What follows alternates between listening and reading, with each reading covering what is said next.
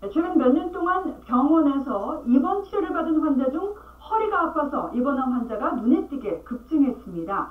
지난해 입원 치료 환자 가운데 보통 척추 디스크라고도 불리는 이 추간판 장애 환자가 가장 많았는데요.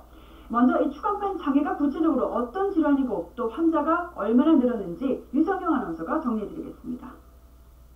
네, 사람의 척추는 10대 후반이나 20대 초반부터 노화가 시작된다고 합니다. 우리 몸을 들여다보면 이렇게 척추 사이의 관절을 연결하는 둥글고 납작한 판이 있습니다.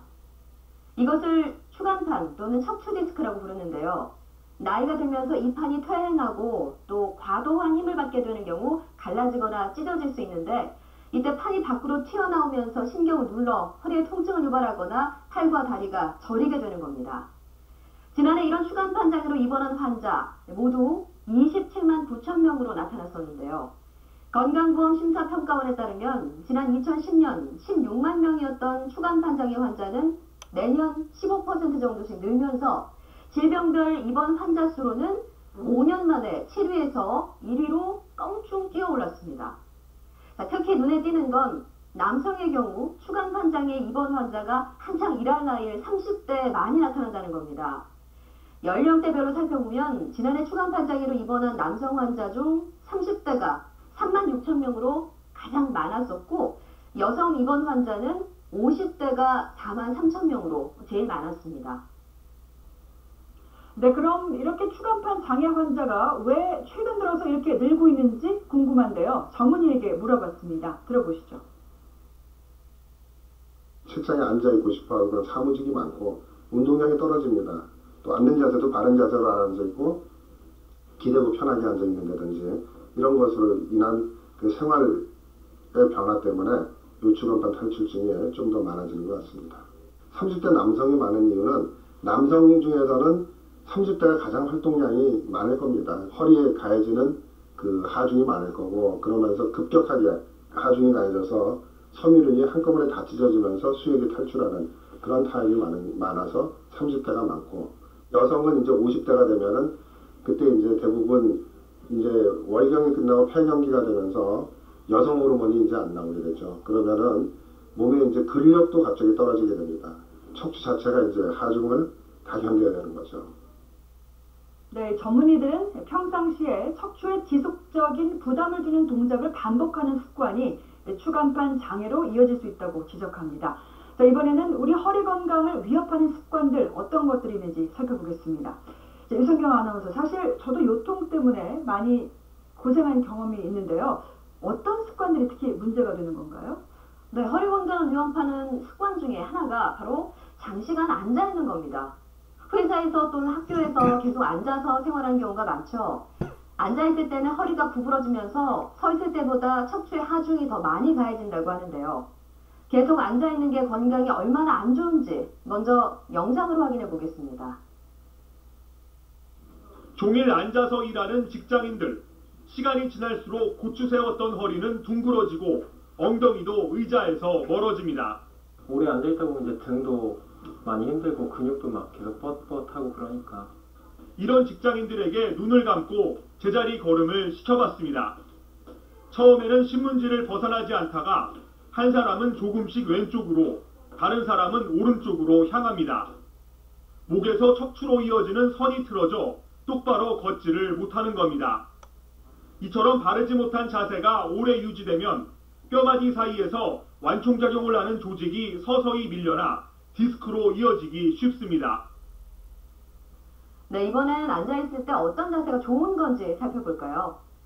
자, 이렇게 엉덩이를 의자에 딱 붙이고 허리는 곧게 편 뒤 무릎을 90도가량 구부리는 게 좋은 자세라고 하는데요. 전문의들은 짬짬이 일어서서 스트레칭을 해야 척추 디스크 장애를 예방할 수 있다고 조언하기도 합니다. 이 때문에 최근 들어서 아예 서서 일하는 사무실도 생겼다고 하죠. 앉은 자세에서는 스트레칭을 한다고 무리하게 허리를 움직이다 오히려 디스크 조직이 딱딱해질 수 있기 때문에 주의해야 합니다. 집안일을 할 때도 척추를 망가뜨리는 동작을 습관적으로 하는 경우가 있기 때문에 주의하셔야 합니다. 설거지를 할 때 엉덩이를 뺀 채 엉거주춤하게 서 있는 자세, 또 보통 명절에 많은 음식을 하기 위해서 이처럼 쪼그려 앉는 자세, 또 무릎을 무릎을 모으고 앉아 TV를 보는 자세 모두 척추에 부담을 주는 자세입니다. 척추 건강을 위협하는 습관, 그 밖에 또 어떤 것들이 있을까요? 영상으로 확인해 보겠습니다. 오른쪽 또는 왼쪽. 사람들은 보통 자신에게 익숙한 한쪽 어깨에 가방을 매기 마련입니다. 왼쪽으로 들어요. 왼쪽으로 들어야 편해서요. 저는 항상 오른쪽으로만 매요. 그냥 이렇게 습관적으로 이렇게 들어 올리고 막 그러기도 해요. 문제는 이렇게 되면 한쪽 어깨에만 힘이 들어가면서 그 어깨가 올라가고 덩달아 몸의 중심이 기울어지면서 근육 자체도 굳어지게 됩니다. 오히려 기운 자세가 더 편하게 느껴지지만 장기간 계속되면 뼈도 휘면서 척추 디스크나 골반 변형이 될 수 있습니다. 네, 요통이 심해지면 내 척추에 문제가 있구나. 이러다 수술을 받아야 되는 건 아닌가 걱정하는 분들이 많은데요. 최근 수술 대신 다른 방법으로 허리 통증을 완화시키는 방법들이 꾸준히 개발되고 있습니다. 함께 보시죠. 예전엔 완치를 위한 수술을 주로 했다면 최근엔 환자가 정상적으로 생활할 수 있게 통증을 줄이는 비수술 치료가 등장했습니다. 꼬리뼈에 직접 약물을 넣거나 고주파로 치료하고 내시경을 삽입해 레이저로 치료하는 방법 등입니다. 70%의 감소를 1차적인 목표로 삼습니다. 그 경우에는 이제 일주일 이내에 대부분 이제 20-30% 정도로 줄게 되고, 실제 지난 5년간 이루어진 척추 수술을 따져보니 10건 중 1건 정도는 꼭 수술이 필요하지 않아 과잉 진료였다는 결과가 나왔습니다. 네, 그런데 이런 비수술 치료법이 누구에게나 또 어느 경우에든 통하는 건 아닙니다. 수술이 시급한 응급 환자도 있다고 하는데요. 어떤 경우가 이에 해당하는지 전문의에게 물어봤습니다. 들어보시죠. 허리 디스크를 진단받았다고 해서 바로 수술하는 것은 아닙니다. 물리치료나 주사치료 등으로도 80% 이상의 환자에서 통증이 조절됩니다. 6주 동안 적극적인 주사치료를 시행했음에도 불구하고 통증이 지속되거나 악화되는 경우에는 수술을 해야 합니다. 특별한 예방법은 없고요. 우선은 평소에 올바른 자세를 유지하는 것이 좋고, 그 다음에 등을 펴주는 등 근육을 강화시키는 운동을 꾸준히 하는 것이 좋습니다. 요통이 없는 경우에는 등 근육을 직접적으로 자극하는 요가나 헬스 같은 것이 좋고요. 그 다음에 통증이 있는 경우에는 허리에 부담을 주지 않는 수영이 적극적으로 추천됩니다.